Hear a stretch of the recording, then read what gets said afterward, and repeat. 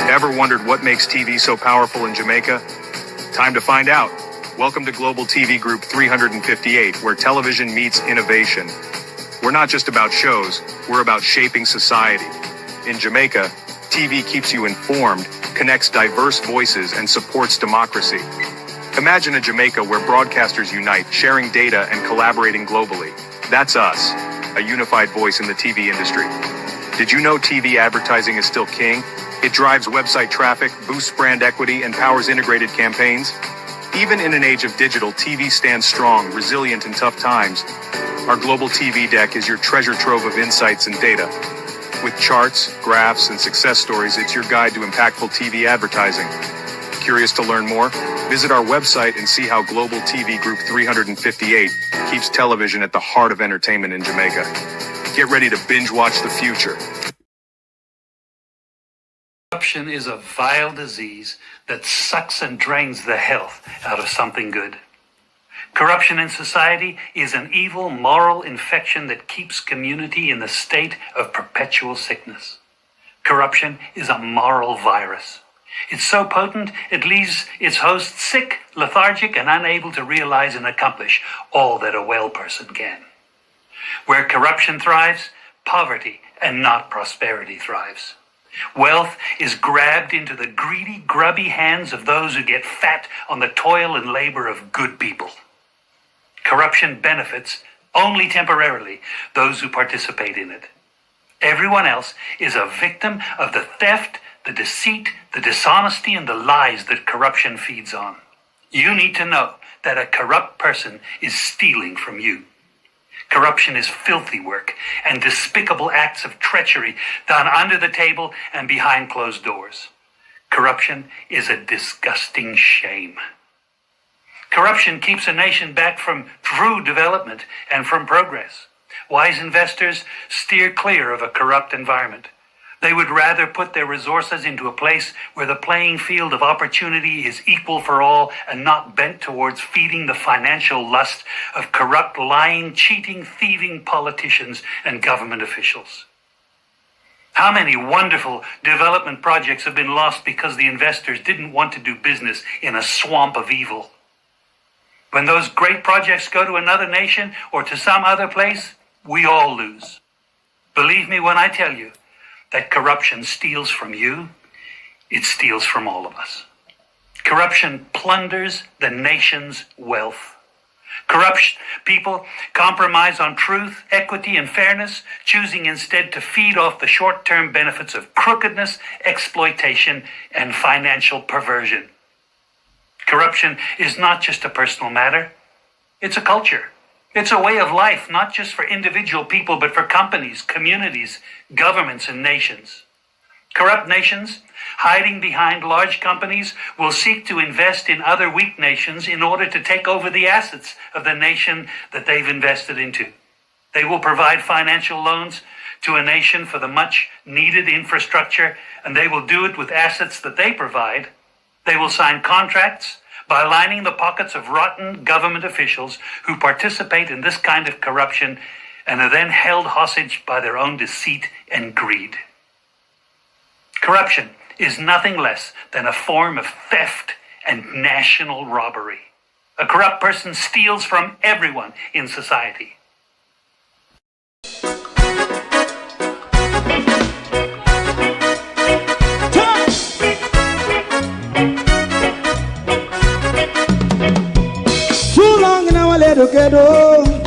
Run, keep going on, let's process. For children of Israel do really love rights. So just I say watch a man around Babylonian walls. Oh, children of Israel, I should never hold thy peace. What wrong is going on? Hey, oh, we gotta bust down Babylon walls. Prepare and read the way. Prepare and read the way for your people. Let's go. Fight down war and crime. Fight down. Me say Rastafari. War and crime. And do the righteousness. And we love I will love Jaja, Jah Rastafari. I will love Jaja, Jah Rastafari. Save all people. Yeah, we love Jah, we love Jaja, Jah Rastafari. We love Jaja, Jah Rastafari. Save all people.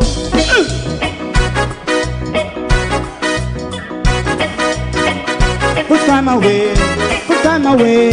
again. Listen, yeah. Just as I and I say, watch your man, I run Babylonian walls. Oh, children of Israel. I and I should never hold thy peace, but we penalize.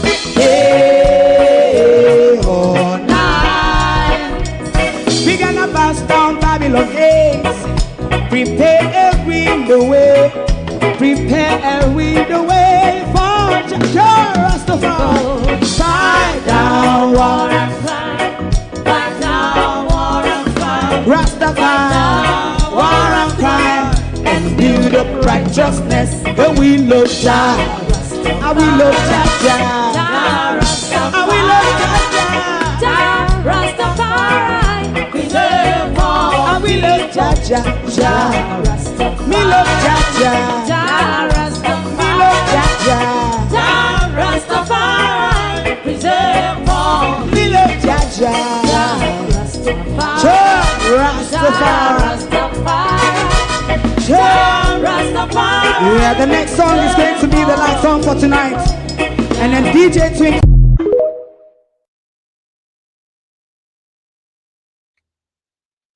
The push for a digital society, the push for a cashless society in an infrastructure that was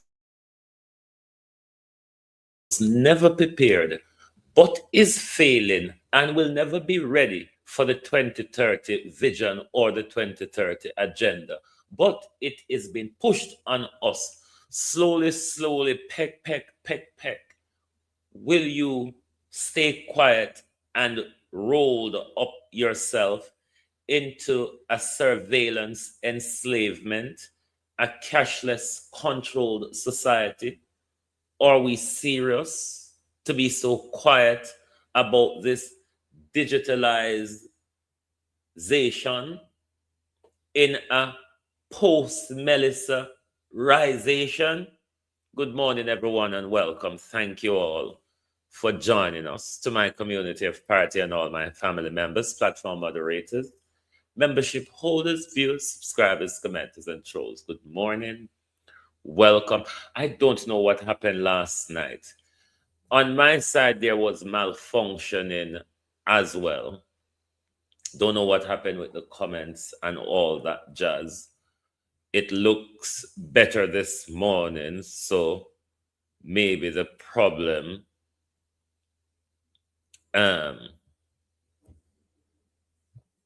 kind of clear up itself.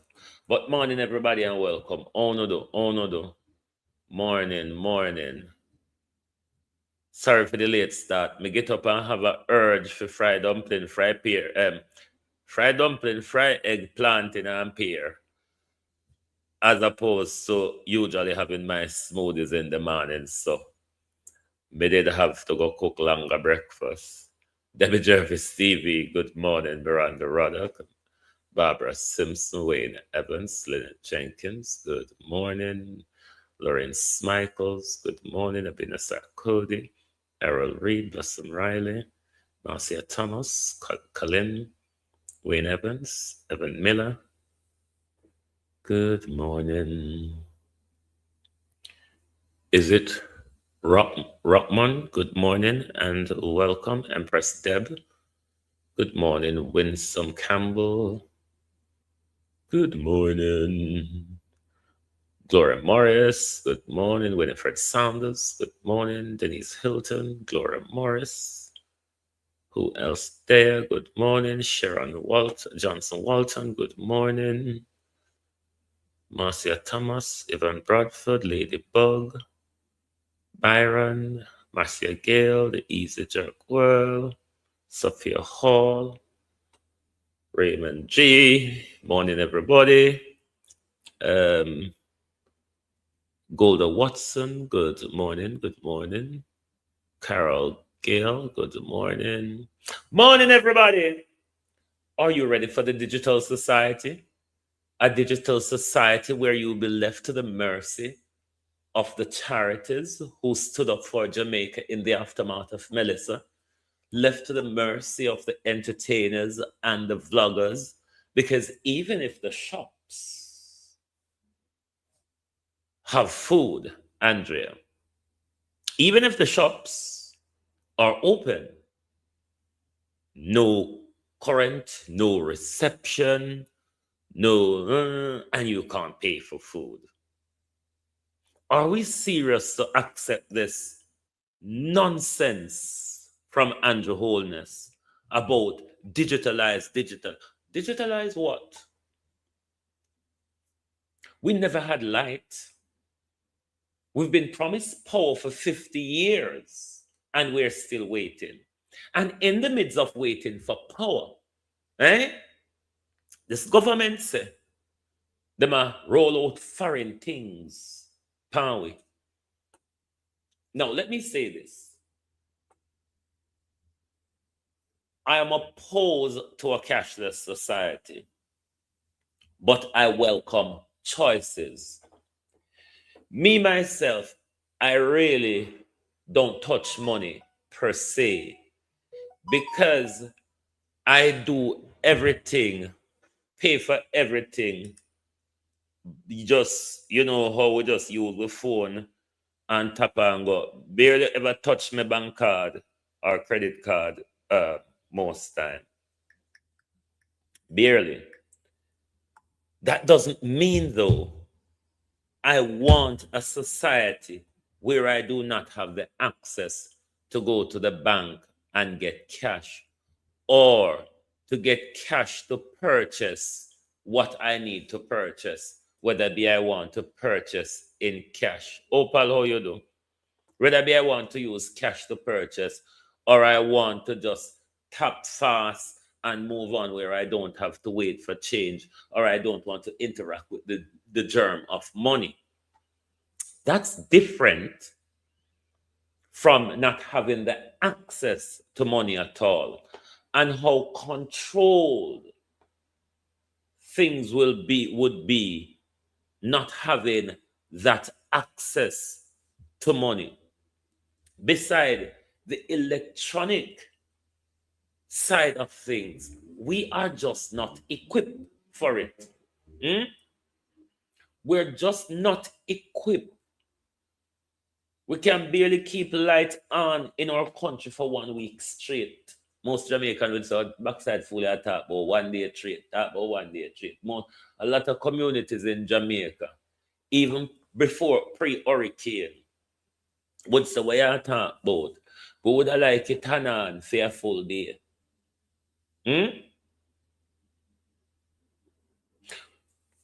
We're going to go to our article. No, let's go to wholeness first. Because we must take you down memory lane and remind you of the bullness that this youth is forcing upon us, where people are asking to push our direction. It is not what our society is designed for. In the coming weeks, Our society is a heavily higgler-based society. It's a heavy corner shop-based society. Now, would a cashless digital society in a well technologically built out society be an encumbrance? Possibly not, because once you have proper phone reception and you have that little handheld device where we can tap with phone or card pan, that's choice. But how much of those people can afford that system or have the capability to transfer over to that electronic system.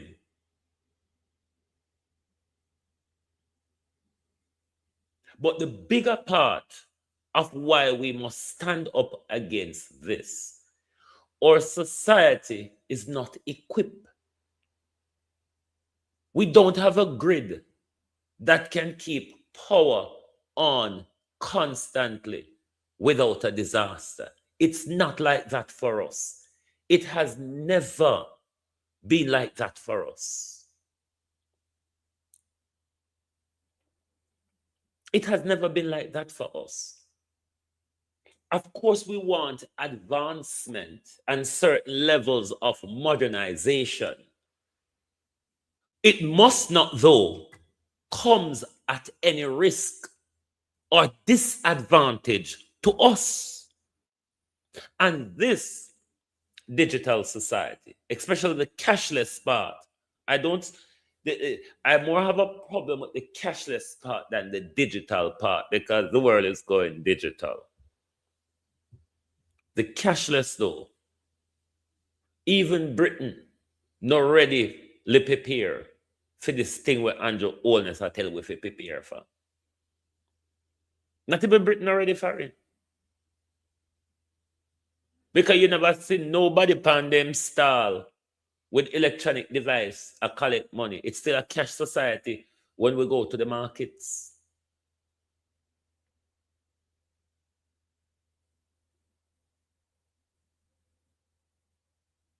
Cash still used here. In all sorts of areas and business.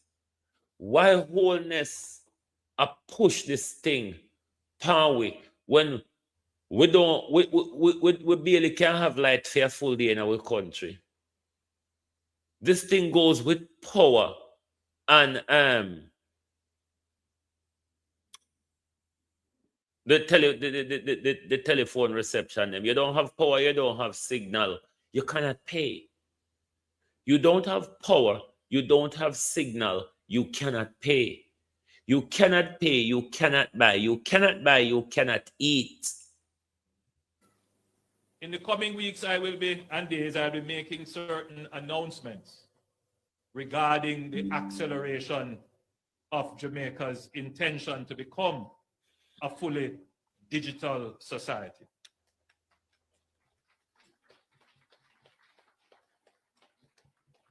We are well on our way to this. We have established the national identification system. We are well on our way to this. We have identified the national identification system. This is another thing as well, where the court slapped down the government with it. But the government still push it. Every storm, the government excuse is, every storm, the government argument is only if people had the digital ID, we could identify them easier. They could access service easier. Bull. BUL Prime Minister. Nothing don't go so. It's the same way we see the government use, because in these rolled outs, Lossum Riley, in these rolled out, they start to target, they tend to target the young minds first. And let me tell you, when Britain was introducing this high-level bullshit, this was introduced to our children for years before nobody thought ramp up the argument about digital ID and them something and cashless. Anybody have children going to secondary school here in England can tell you, long time now, Lovelock's doctor, long time now, anybody have children going to secondary school, especially here, a long time with children them have their money on them finger. Finger, finger. They always start with the young mind. When they're ingrained in things, in society, they start with the young mind. Just like you see, just to sidetrack a bit here, just like you see in the transgender push, they target the young minds as well. When they need such a mass change in society, they always start with the mind who is likely to rebel further down the road. So you ingrained it within them. So you prevent a rebellion further down the road because it becomes normalized to them. Now, let's go to the school bus system. It's not sidetracking, we are still on track. The school bus system and the fare discount. It's that process also of normalizing the digitalization, the cashless system to our children. If you don't understand it to be so, it's exactly so. So we know we grasp up these things without understanding the down the road implication to some of these nonsense. Let's listen to the idiot one more time. In the coming weeks, and days, I'll be making certain announcements regarding the acceleration of Jamaica's intention to become a fully digital society.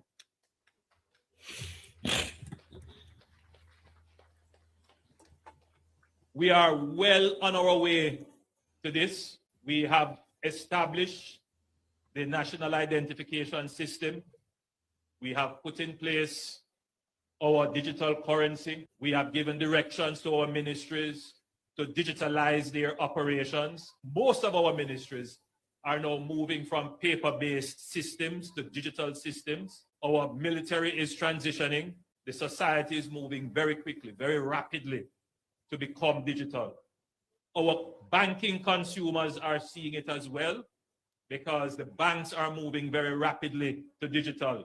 You have something now called artificial intelligence. Very soon, this position of a human being exchanging cash and so on, that is going to disappear from the banking system very soon.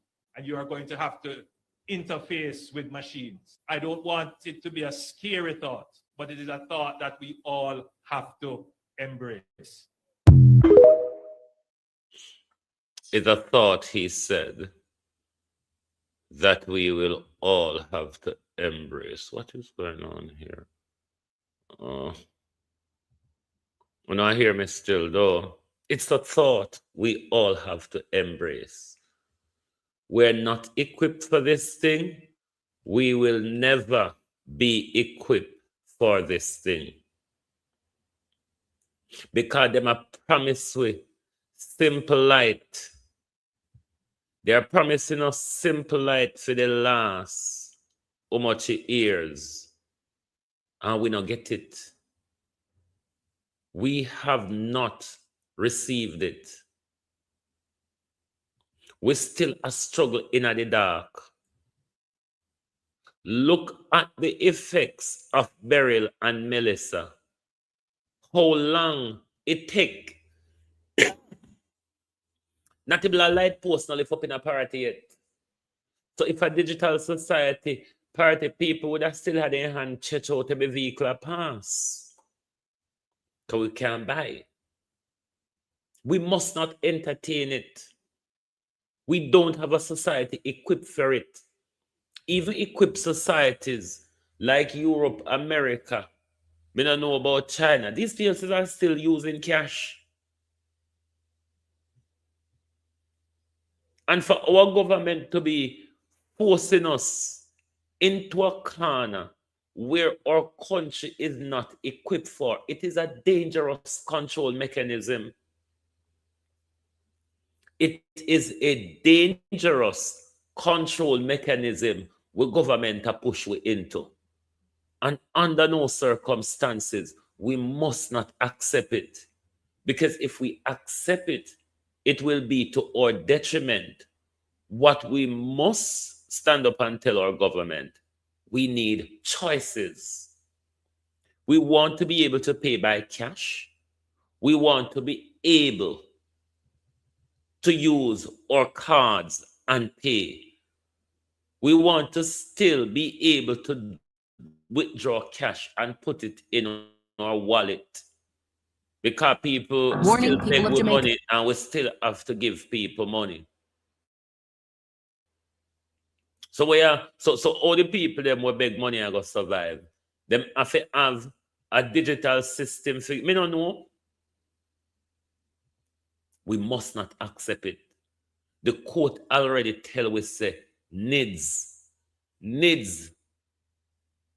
are slavery, needs a dictatorship. Because the way all the prime minister want to push needs, you couldn't access no government service, not even to apply for a passport or a birth certificate if you don't have needs. That was the implication of needs. You wouldn't be able to apply for your birth certificate. You wouldn't be able to apply for your passport. You wouldn't be able to apply for your TRN. You wouldn't be able to access any government service without the galangen.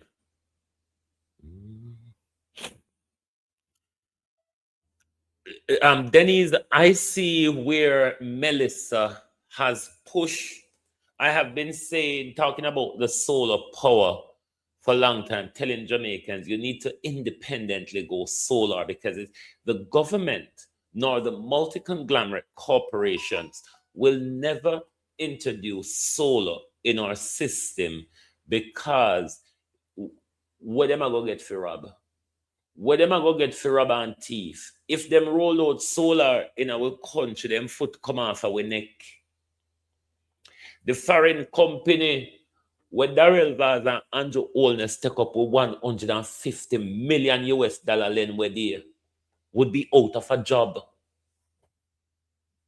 So them now go introduce solar at any time where it will be a beneficial to the Jamaica people. What Jamaica people have to do, as I've always said, and people keep going out there with this nonsense, but solar expensive for getting us, so what?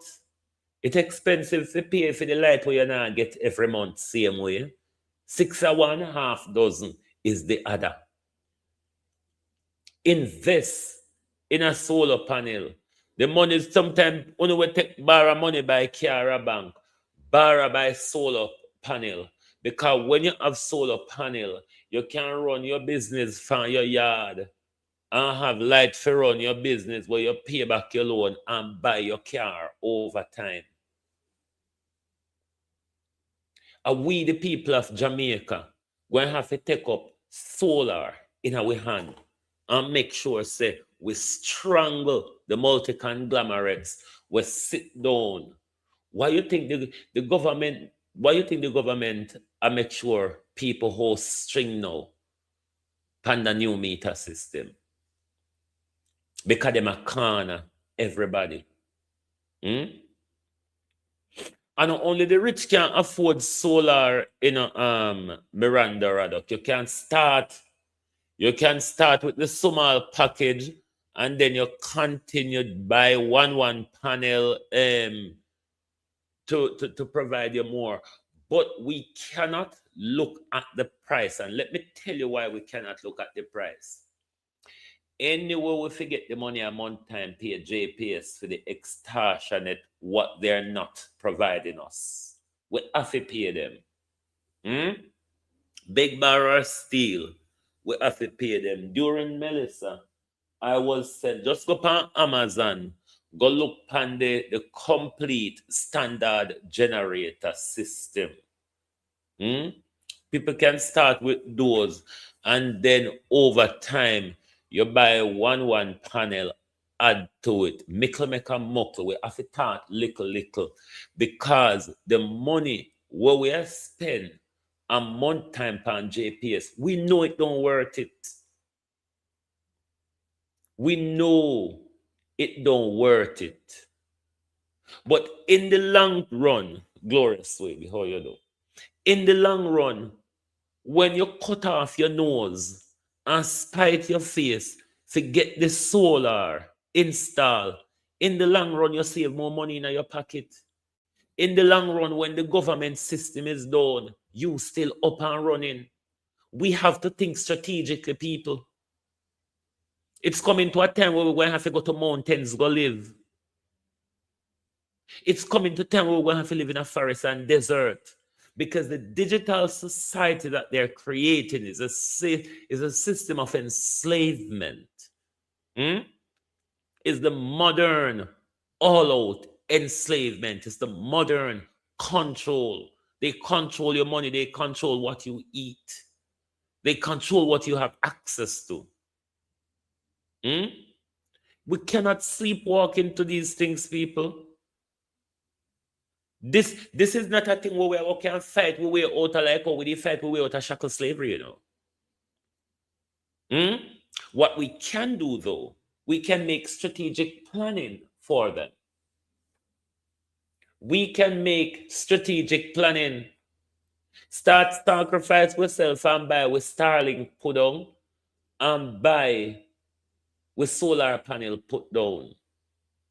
That's when we live in a mountain and bush. We can still have connection to the rest of the world, but we don't have to be controlled by those who control it. We have to think strategic, because if we don't, we're going back into slavery. And remember, say, this is not time when people have spirit and tenacity to fight to get out of slavery. When we're going at this level of slavery, every other generation will burn into it and succumb to it. So know what you are doing. Telling about modernity and modernization, then kill the human spirit and then kill the social life. Warning people of Jamaica. Say no to NIDS. So there's something big happening to the world right now that almost no one is talking about. And I think in the long term, this is going to change the way we all live our lives. And I'm talking about digital ID. This government will make a new free of charge digital ID mandatory for the right to work by the end of this parliament. Let me spell that out. You will not be able to work in the United Kingdom if you do not have digital ID. Now, it might sound like it has nothing to do with economics or finance, and maybe it sounds boring, but the truth is, this is one of the most important changes that governments are pushing right now, and it's happening almost everywhere at the exact same time. In the US, at least 25 states have already launched digital driver's license programs. That means you can now pull out your phone instead of your wallet when you check into a flight, for example. And in Europe, they passed a law last year that makes it a requirement for all member countries to roll out a national digital ID wallet by 2026. In China, they just launched their version this summer, which links it to their social credit system. Countries like South Korea, Singapore, Nigeria, the United Arab Emirates are already doing this with their digital IDs. Now, you might have heard of digital IDs before, but I don't think most people really understand what it is because it's not being debated or talked about in Congress. It's not really trending on CNBC. And most people probably don't even realize that this is actually happening.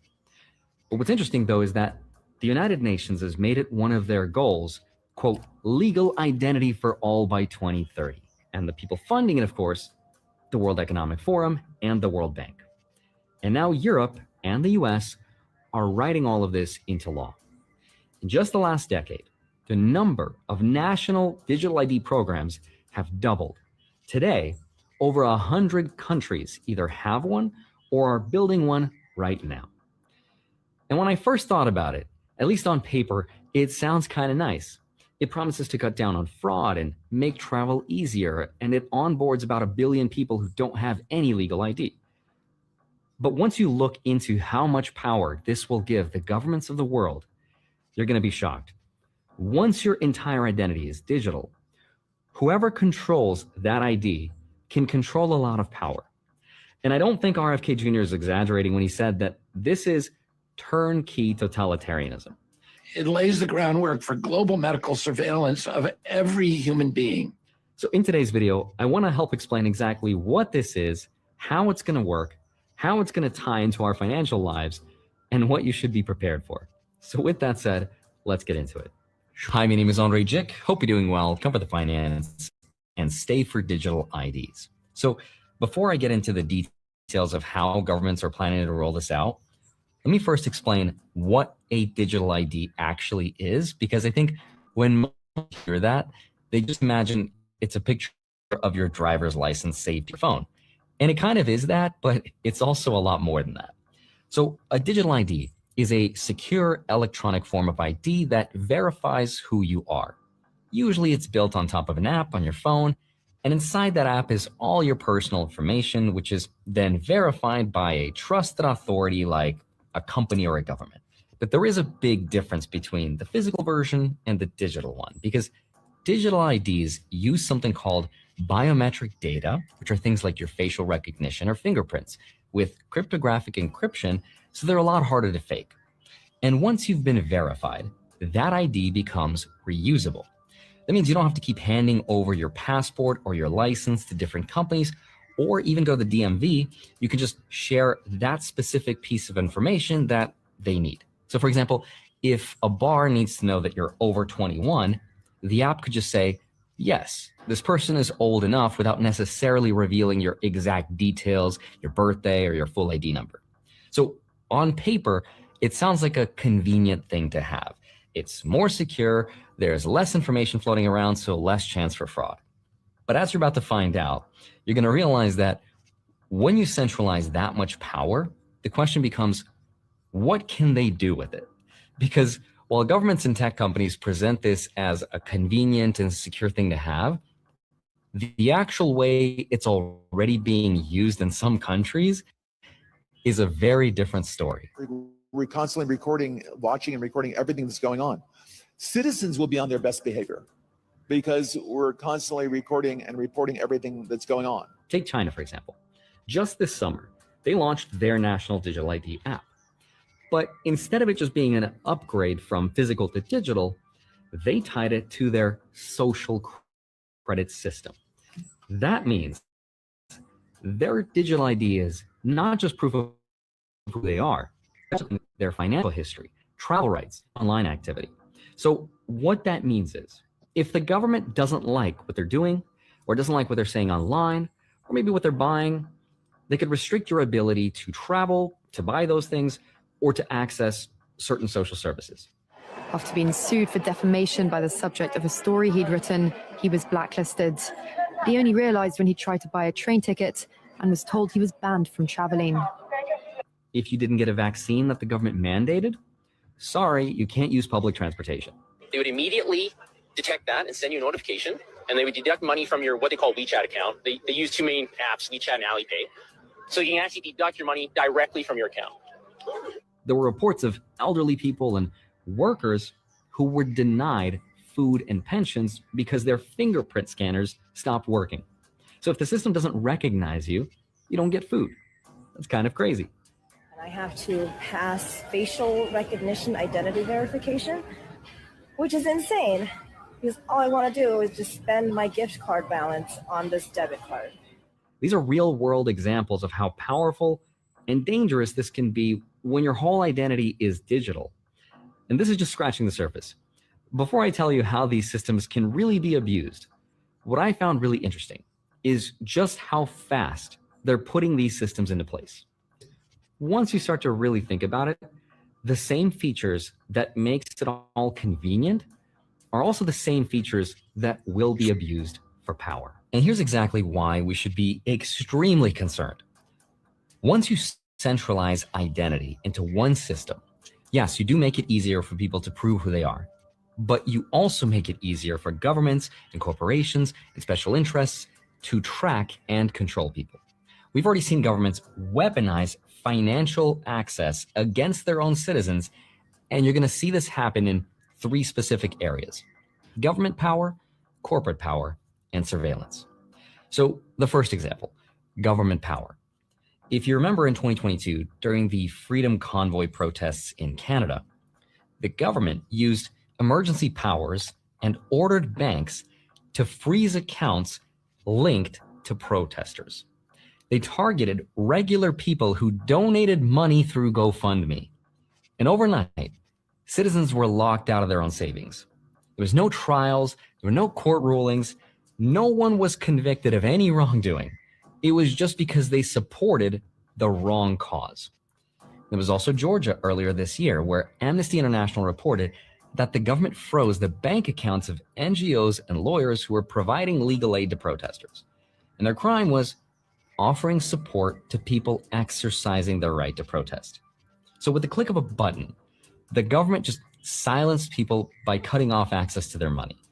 And under existing anti-money laundering laws, this is super easy to justify because banks are required to freeze or flag accounts that they suspect have unusual activity. But what counts as unusual activity and who gets to decide that? That could mean transferring money to buy Bitcoin. It could mean donating to a protest movement.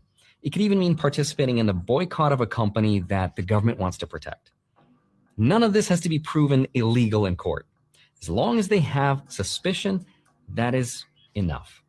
And that's a very scary thing. Now, the second place you're going to see this power is corporate power. Again, Amazon and Uber and other companies are already experimenting with digital IDs. But once it becomes the standard, it will stop being just identification. It will become what some people call a super cookie, right?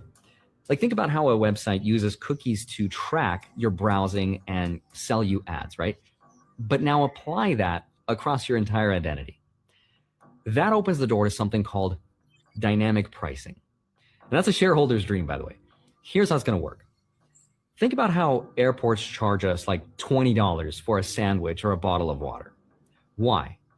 Because they know you're trapped. You're not going to leave the airport, get an Uber, and eat somewhere else, and then come back through security. You are stuck. That is a very simple form of dynamic pricing. But imagine if that logic gets supercharged by digital IDs. Let's say your ID app shows that you just got off a 10-hour flight, right? The system knows where you've been. It knows your wallet balance. It knows you're hungry. So the algorithm decides, that person is stressed and they will probably pay more. And then boom, your sandwich is $25 instead of $12. But the person next to you might pay less just because that system thinks they're more price sensitive. They can tolerate $15, but not $1 more. Ticketmaster, for example, already uses dynamic pricing, where the same ticket can jump in price minute by minute based purely on demand. Now imagine, though, if your digital ID shows you've searched for, Taylor Swift tickets 5 times this week. The algorithm knows you are more likely to pay more, so your price gets pushed higher than someone else's. Airlines already do this. Or think about car insurance. Right now, companies use broad categories, right? But with digital ID, they could see your exact driving history, your Uber ride logs, where you hang out, all based on its ability to digitally track exactly where you are and where you've been. And you don't get to negotiate any of this because the system already knows too much about you. That's the corporate power risk. And then, of course, there's one more. The third place this power will show up in is surveillance and security. Some digital driver's license apps in the US already have what's called a phone home feature. That means every time you use your ID at a bar, at an airport, or a hotel, it pings a government database. So now, instead of just being a harmless ID, the government now has a time-stamped log of everywhere you go and everything you do in real time. If you add in central bank digital currencies on top of all that, which are already being tested, as well as an API that companies can pay to access, and it's not really that hard to imagine a programmable like money that is tied to your biometrics. That gives the government the ability to program dollars that maybe stop working at certain stores for certain purchases, or even dollars that expire after a certain date. It's all up to their discretion. But it gets worse when you consider data breaches. India's Aadhaar system, for example, which is the biggest digital ID program in the world, has already had multiple leaks. Sensitive information from 1 billion people, including biometrics, was exposed. But here's the problem. Once your fingerprint or your facial scan or your iris is leaked or it's sold, you can't reset it like a password. It doesn't work that way.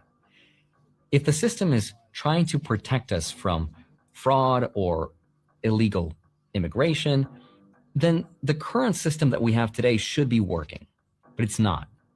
So an extra layer of this identification is going to do very little to stop it.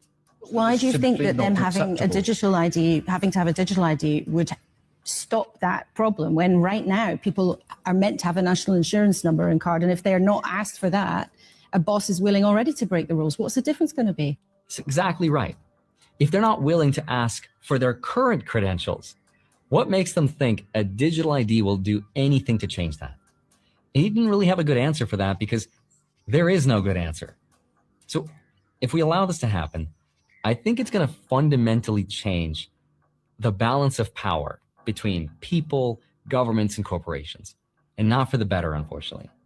But yes, it will be more convenient for people, as long as you don't get out of line or say something someone doesn't like. All that digital ID will be is a means of controlling the population, of telling us what we can and can't do, of fining the innocent. And didn't we see it all when we had the pandemic, when you had to have vaccine ID to travel, to do various things? Did that stop the COVID pandemic spreading? Did it help? All it did was put cost and inconvenience on everybody else. I also worry about massive data banks being held by the government, being hacked by foreign governments, by private companies, by criminals. I do not see a single benefit to the government having digital ID other than them controlling what we do, what we spend, and where we go. It's a crazy world we live out there. And I swear, the older I get, the more I'm starting to become like that one crazy paranoid uncle. And I know how all of this sounds, and I get how it sounds like fear-mongering, but as they say, the reason why we continuously bring you these information is so none of us is caught off guard. We are aware of what is coming, but more so, we are aware of the implications of what is coming and what we can possibly do, the strategic moves that we can make. We can't just sit down to Jamaica. The world is reacting to this thing, and we just go on like a foreign way got done. We're moving into forever slavery. We're giving, if we accept this in the way they're pushing it, it will give up our powers to them completely. We might as well just prepare to die because life wouldn't be worth living. If you have to live like a cage hen, it's better off we die and go and but with business in a peace. So you can't say you never hear. You can't say we're not constantly and continuously a one. Oh no. Let's go to the article we did on the whole digital ID bull crap of Andrew Holness and them Jam-Dex and the nonsense. Where we can't afford, we don't have a system or infrastructure for it, but them are pushy. The Digital Mirage, critically assessing Jamaica's readiness for a cashless society post-Hurricane Melissa. In the wake of Hurricane Melissa, the conversation surrounding Jamaica's transition to a digital cashless economy has reached a critical crossroad. While the Bank of Jamaica and Governor Richard Byles continue to champion Jam-Dex, the nation's central bank digital currency, as the cornerstone of a modern, efficient financial system, the harsh reality of a fractured physical and digital infrastructure suggests that the island is far from ready. The recent push for digital adoption, spearheaded by initiatives often discussed across platforms like GTV, faces a massive wall of economic, psychological, and structural resistance. The conflict of priorities, innovation versus survival. The recent friction between the BOJ and the Jamaica Bankers Association highlights a fundamental disconnect.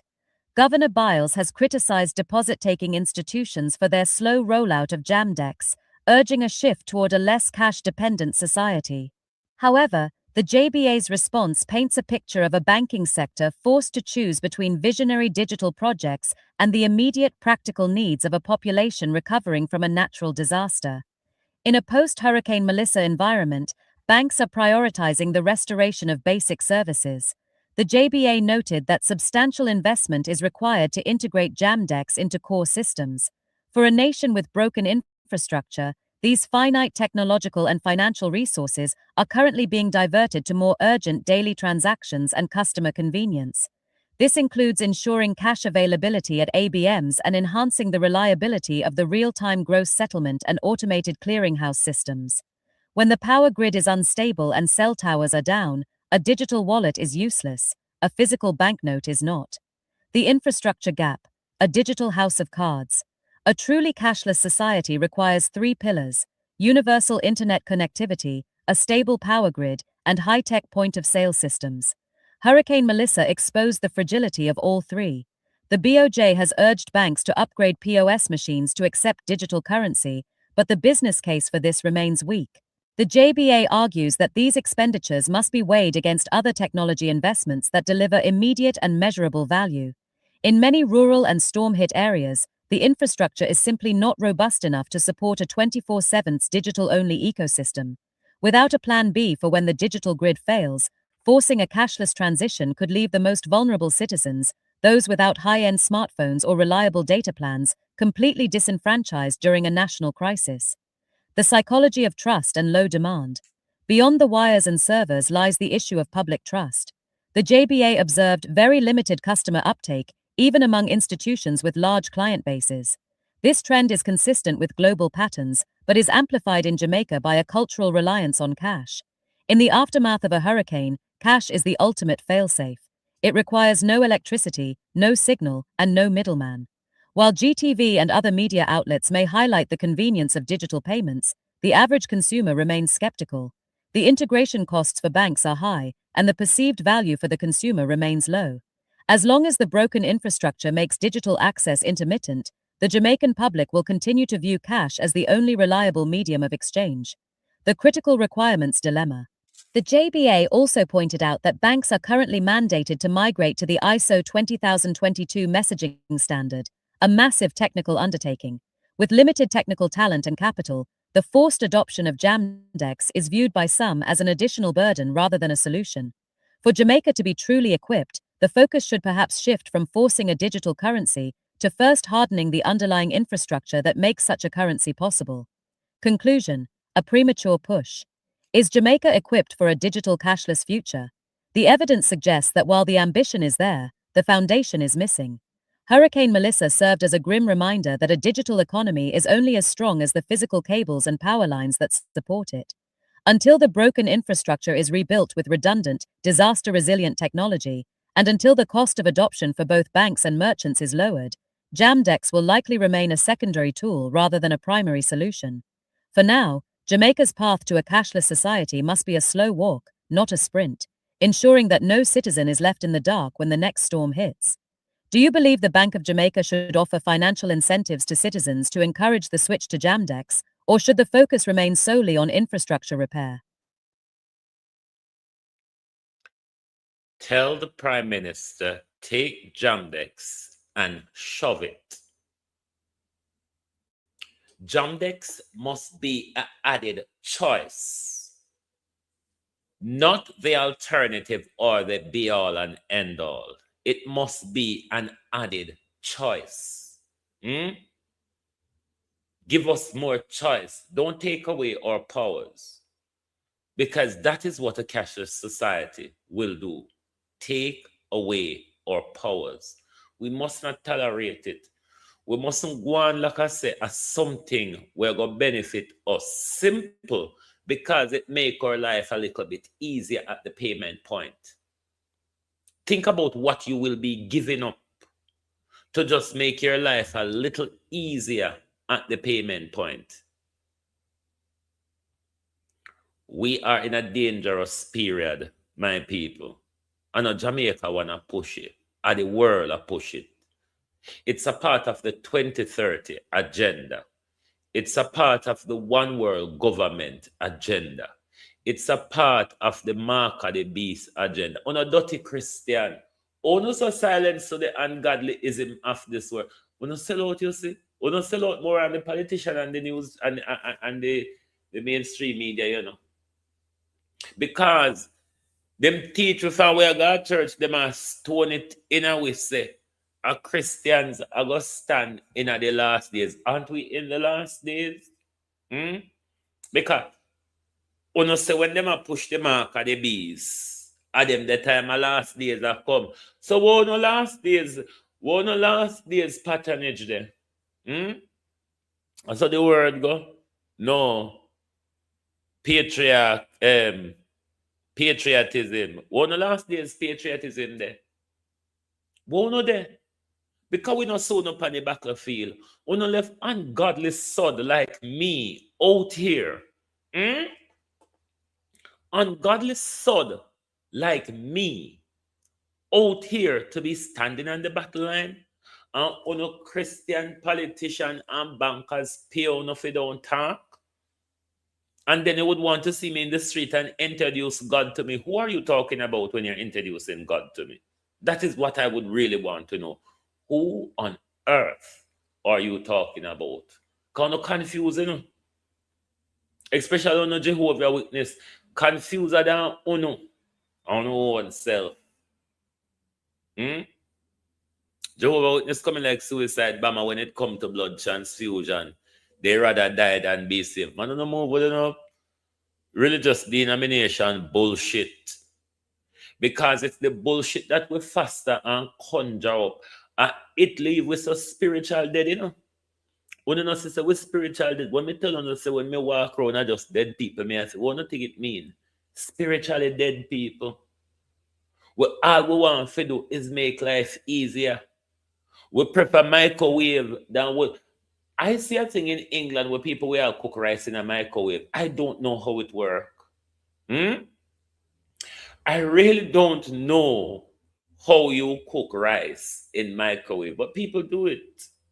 And these are the little easy life where they can kill off with self. These are the little easy life where they can give over with powers to them for just like an easy life. So like an easy life, you know.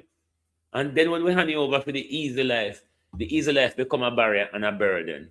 Are we really serious that we are so quiet of the ungodly world that we live in? And we have so much Christian who walk and collect offerings Saturday and Sunday? You all need to stop the offering collecting and company battlefield junkers. You junkers in the church. You junkers in on the pulpit and in the congregation. You need to step out of the synagogue of Satan and come on the battlefield. Because out here, so there, you know. I be a fucker going in the church. When you not abuse we, when you a thief and we not tell we lie and a brainwash we. Come out here, so. Out here, so it a go on. When you not see? Talk truth. If you not see out here, so it a go on. Why you not left it to we alone?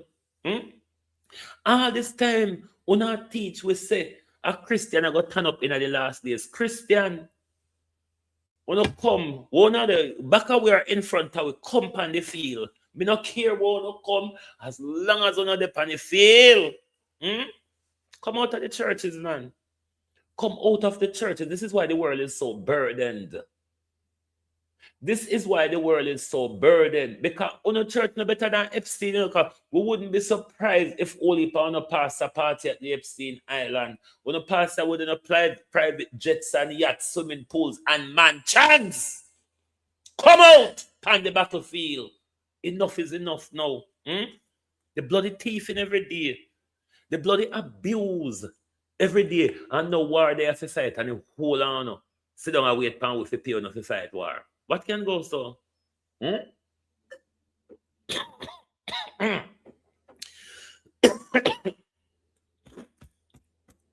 Mariga not teach choke me. But what can go so Jamaica? Jamaica, we are living in the best and the worst time. How the best part go? We're living in the best time, as in we've never had information so leisurely and available ready to us. How the worst time part of it come in? We have become more spiritually dead. The more information is presented to us, the more we go into hope and faith. And hope and faith in this world is about nothing at all, you know. Hope and faith is thin air. Because all you do, you hope and have faith, and then God will do the rest of it. You don't think that old man tired? You will get up every day, blame God or the devil, or wait upon God and blame the. You're not tired, you're not sorry for the two old man. Talk truth.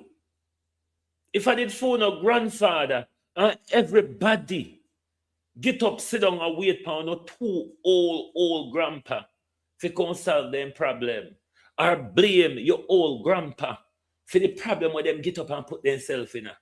But you're not sorry for the two old man. Start do for yourself. Leave the two old man out of it. A long time they name a call up. A long time they name a call up. And no, we not see none of them come and say nothing. Leave the two old man out of it. A time for we get involved now. It's going down amongst us. It's going down and we are feeling the effects of it. Imagine when more of our power is being handed over. They might as well put the chain them back on with foot and hand. The Americans never take them off anyway, because they still have them pan prisoner, and them still have them pan with pocket. Them still have them pan everything. And see that come here now. And you are handing over yourself, people. You're not standing up, you're not pushing back, you're not asking any question. I mean, if we stay silent, we're still gonna die or still gonna be controlled. If we make a lot of noise, we're still gonna be controlled or still gonna die. I want to continue to knock on the cell door. Nobody not sleeping here tonight. Unless we have peace. Yeah. So we don't feel make the fear of anything tap with and talk or ask question. Jeffrey Epstein people them still a walk around. Jeffrey Epstein people them still in a power and no silence. Imagine. Imagine how no silence. As a child, Prince Andrew, I tell you, can't do this to me. I'm the Queen's son. Dwayne Vaz, morning. I trouble you, or I dopey upon you. I don't know. I'm just asking. This is just a question, Dwayne Vaz. Is it that them a trouble you or dopey upon you? Which one? Can be a pure just a follow your soul. Is it Dwayne Vaz you or dopey set upon you? Which one? Dwayne Vaz, Member of Parliament for Central Westmoreland. Today I attended the Savlamara police station following reports on social media alleging that I was involved in an altercation in which a male individual was assaulted. At the station, I was advised by the police constable that a report had been made alleging assault occasioning actual bodily harm. In accordance with the police procedures, I was offered bail on my own surety. I categorically state that I did not assault anyone. On February 22, 2026, I attended an event at Newmarket Oval along with colleagues. During the event, I became aware of a commotion and observed two men on the ground in what appeared to be a fight.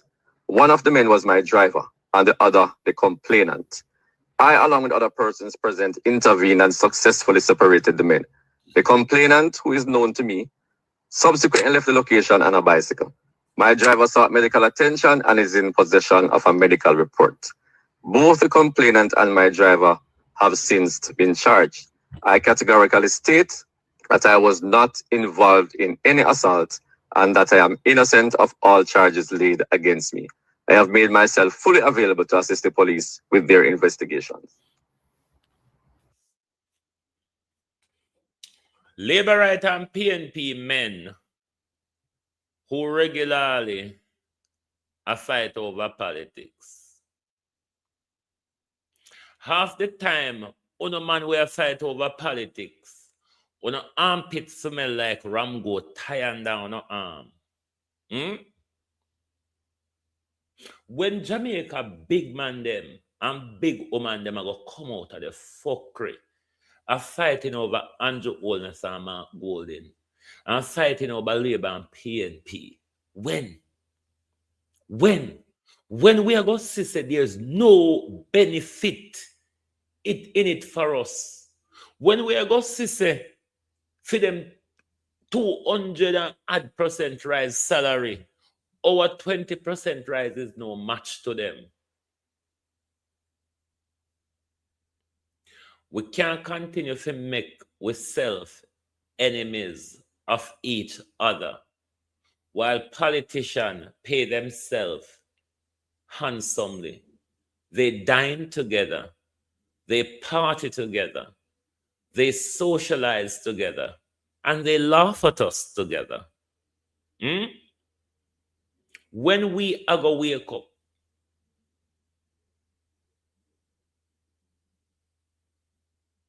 it is a sad situation. It is a sad situation to see how we can come to understand a patriotic or a national understanding of politics. We can wake up to see PNP and Labour now go carry through in the way how it's structured and the way how we deal with them. It's only served to benefit them. Trust me, all the proof is there. Just look back at the 50 years of promises we have from our politicians and the delivery on those promises for the last 50 years. They all have to hang their head in shame, even though they don't have none. We're just gonna play some of this video. But Jamaica, we can pack, hear me say, hear me tell you say, if start find one African country, want to live and bring up on children, because all we demonize Africa and all that, How much African country you hear had a violent statistic, barring those who have certain war zone within it? African people no fear of going back home because of violence in their community, We then something that affect.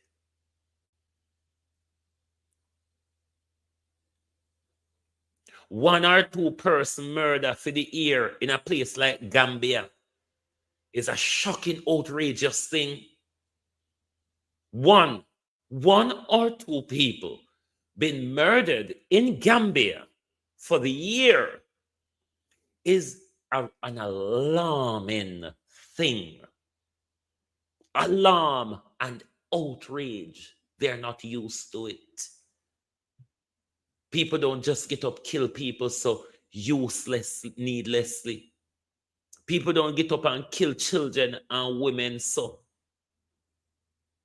No, I know there's some places where the terrorism are in certain zones of Africa. That's a different thing. But comparing on the issues of violence we have in our communities, violence in our society, the murder and rape in our society.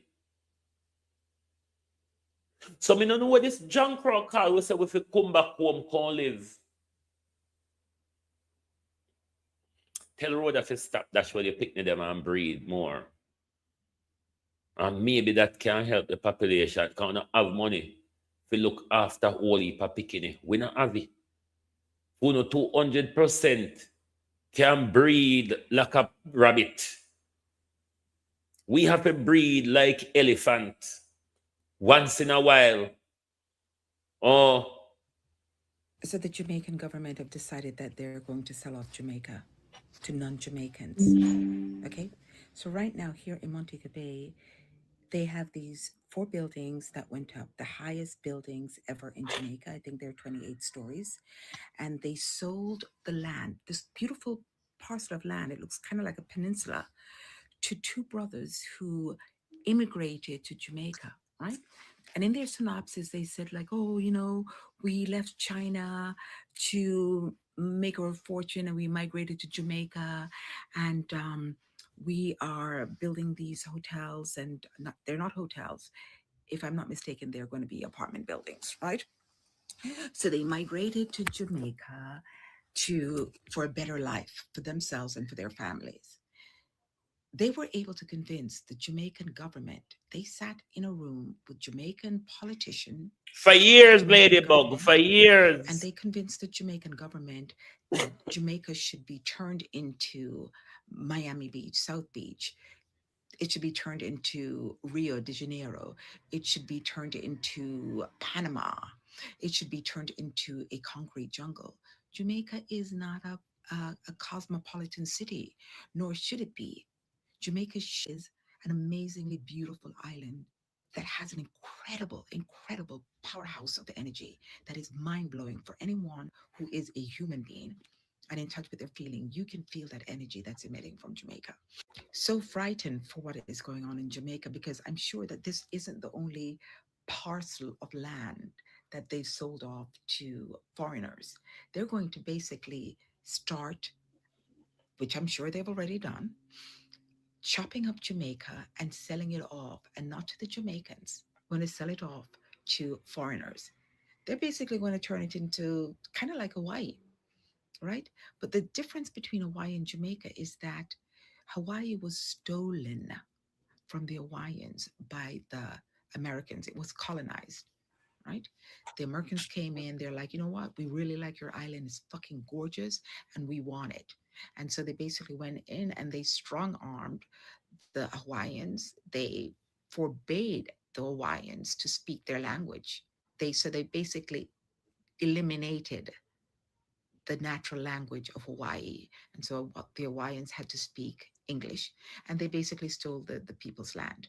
So now Hawaiians can't afford to buy land in their own country. They cannot. A lot of them are homeless. So the difference is that Jamaica was not colonized. Well, it was, but we got our independence. And we got our independence only to get these crooked politicians to come in and decided that, you know what, it's a fucking brilliant idea that we start selling off Jamaica, and we're going to make sure that Jamaica is studied all over the island. We're going to start having these ridiculous high-rise buildings in Jamaica, right? It's going to mar the beauty. It's going to mar the energy. And I'm sure that when they sat in that room, those politicians, they were given a huge kickback. We will never know what the kickback is, right? Obviously, we know that it's money, but we don't know, do they have a deal that for the next 20 years, they get a percentage of the profit of these places that they're selling off, plus the kickback upfront? Whatever it is, the Jamaicans are not benefiting from it, right? The population of Jamaica, because basically they're going to be working in these buildings. So basically they're going to be making a substandard living, right? They're not going to be profiting. So they're cutting up Jamaica and they're selling it off to foreign people. I'm going to be very curious to see all the countries that they're selling off Jamaica to. And the fact of the matter is that the government of Jamaica represents Jamaica. So if they want to do anything like to sell off the island of Jamaica, the Jamaicans should have a say in it. They should have a say in it. Who gets the island and how much of the island is gotten, right? It's not as if they're sitting down and say, okay, you know what happened? We're going to, sure, you can come in and you can invest, but we will give you, you can basically have the land for, I don't know, 100 years. And after 100 years, it reverts back to Jamaica, like how they do in England, right? They did that, right? People could come in and they could have the place for like 100 years or blah, blah, blah, but then it would revert back to the English. Anyhow, let me not go off on a tirade, but what I want to say is that the thing about Jamaica that makes Jamaica incredibly special is that there is something about Jamaica. The energy in Jamaica is potent. It is unfucking believable. So now you're going to start putting up these high rise all over the island. It's going to be studied, and you're going to have little patches and pieces of land with greenery on it. But the majority of Jamaica is going to now look like a fucking city. And I'm telling you that the people that are living in Jamaica, the people that are buying up all of Jamaica, they're going to get the best pieces of property, right? They're going to get the best pieces of property. And then the Jamaicans are going to be left with these little rinky-dinky areas to live in. It's not happening. Jamaica is rich in minerals. It's rich in agricultural potency, and the terrain is amazing for growth. Those politicians basically should be sitting around in a room figuring out and brainstorming and coming up with ideas to make Jamaica self-sufficient so that the Jamaicans can thrive and that they don't have to leave the islands. Because let me tell you something, Jamaica is in the top 10 countries of countries which are poached for their intellectual population. So England comes to Jamaica regularly, and they basically take as many teachers as they can get out of Jamaica, and they bring them to England. They get as many nurses and as many medical population as they can, and they bring them to England. And one of the things that they do to make it very, very, very attractive is that they give them free housing for 5 years. 5 years. So the Jamaicans work and they don't have to pay rent, and they can save their money, but I'm sure they work them to the fucking T. Do you think that those Jamaicans really wanted to leave Jamaica? No, but the Jamaican government is not providing enough wealth within the country to properly pay for those doctors and nurses and teachers. And so, of course, these other countries are aware of this. And so they come and these Jamaicans and take them out of Jamaica. England have decided that they're not going to educate their peasants, right? They're not going to educate the working class, the lower middle class, the middle class, right? They just can't be bothered with that. It's easier for them to come to a place like Jamaica and get the brains that they need and bring them to their country. And the government is aware of that. Jamaica is not Miami Beach. It's not Copacabana. It's not Panama. It is not a first world country, nor does it want to be a fucking first world country. All of this in the background that you're seeing behind that hotel, these ridiculous, monstrous buildings, all of this land there is going to be riddled with high rise. That is what the Jamaican government is doing. And the Jamaicans should find out who it is that's signing off on these deals. And the Jamaicans should have a say with what's going on with their island. This is outrageous. It's unacceptable. It's disgusting. I am so grossly, grossly, grossly disappointed about what's going on with my beautiful, beautiful island because of the bunch of crooks that they have masquerading as politicians when in reality they're just goddamn crooks who does not give a shit about their country and about their people. All they care about is the fucking money. Money and fucking power. And then their plan is to totally destroy this beautiful, beautiful paradise and to totally sell off the entire island to foreigners, where Jamaicans are in substandard positions and in subservient positions. People, get it together. Get it together. They call it governance, but it is organized theft. They get our land, and in return, we have to turn around, clean up them shit, piss and vomit. Yeah? Ladybug, the war will get bigger, you know. Because you see a lot of them land here with China get in a Jamaica. Them rich land ya will have mineral pan it. Donald Trump and Marco Rubio no want them pan it. We been warning Jamaica for how long about the geopolitical war where come the sad bumble clot part of it today and nobody no recognize the danger. Me go on about my business this man because I cuss this man in. If I go for cuss in anger this morning, so I come go on about my business. You understand? Because nobody knows the danger and nobody no care about the danger. A few we just out here make up useless nice. So me I go on. Me I go on. But I hope when the calamity present itself on the doorway, catch you out pan the ball field, a kick round and a play you know. Oh no, all right. Wait till you reach your doorway. Anyway, I come go on about my business because I don't see why I'm not angry, you know. I don't know why I'm not angry. I don't know why Jamaicans are not angry to the point where they want to hold the thing and turn it over. Because if to say our blood, our sweat and tears, and if we end up so, just so, and we no hold you and turn you over, go on about your business, yeah? Go on about your business. Next thing they go say your insight, this and your insight, that, and all sort of fuckery. But go on about your business.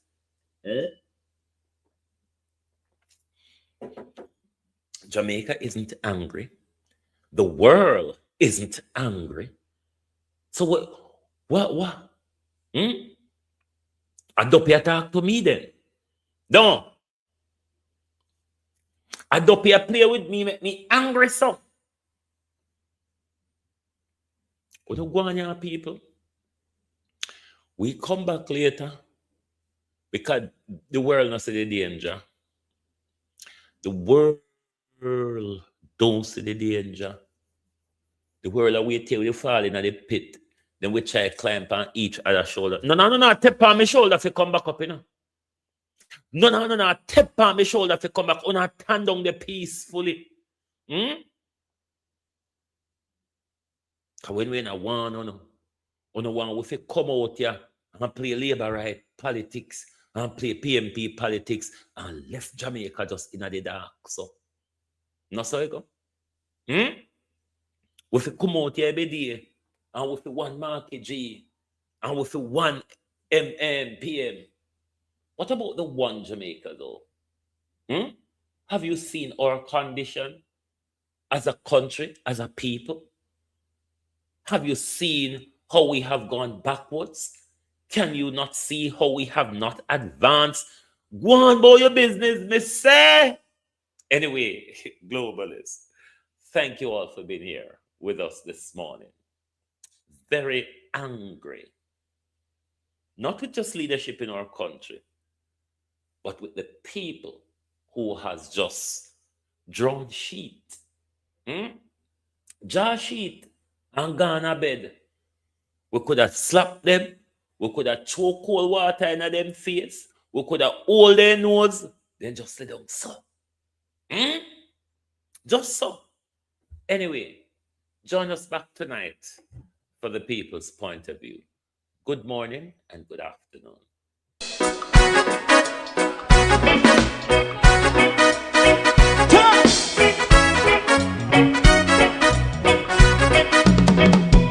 Too long in our little ghetto, run keep going on, less process. For children of Israel do really love rights. So just I and I say watch a man around Babylonian walls. Oh, children of Israel.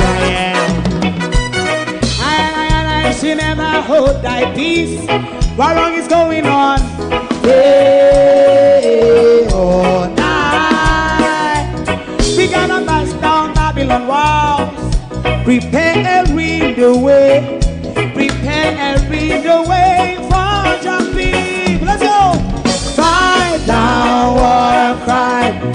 Fight down war and Me say Rastafari, war and cry, and do the righteousness. Hey, we love Jah, and we love Jah, Jah Rastafari, and we love Jah, Jah Rastafari, save all people. Hey, we love Jah, we love Jah, Jah Rastafari, we love Jah, Jah Rastafari, preserve all people.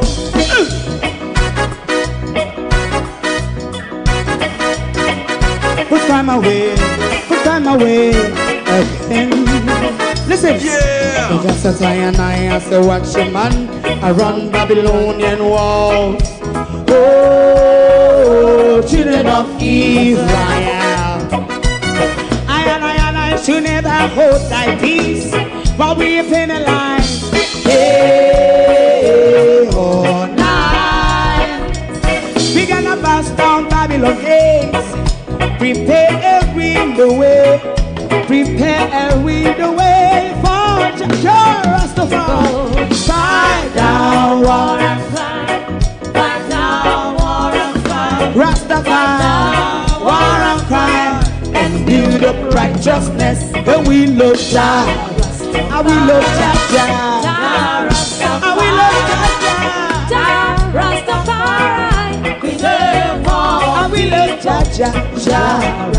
Me love Jah, Jah Rastafari. Me love Jah, Rastafari. Preserve all. Me love Jah, Rastafari.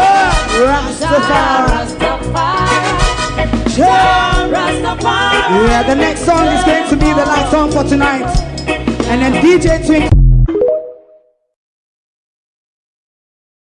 If you don't like missing out on the latest shows but still enjoy classic hits, then Global TV Group 358 is your perfect match. Global TV Group 358 isn't just another channel, it's your ultimate TV experience. From breaking news to binge-worthy dramas and timeless classics, we've got it all. Our unique blend of original content and global favorites means there's something for everyone. And guess what? With GTVG's seamless streaming, you can watch anywhere, anytime. Plus, our interactive features let you be part of the action. So, whether you're a seasoned binge watcher or a casual viewer, Global TV Group 358 is here to keep you entertained day and night. Don't just watch TV, experience it with Global TV Group 358. Subscribe now and never miss a moment.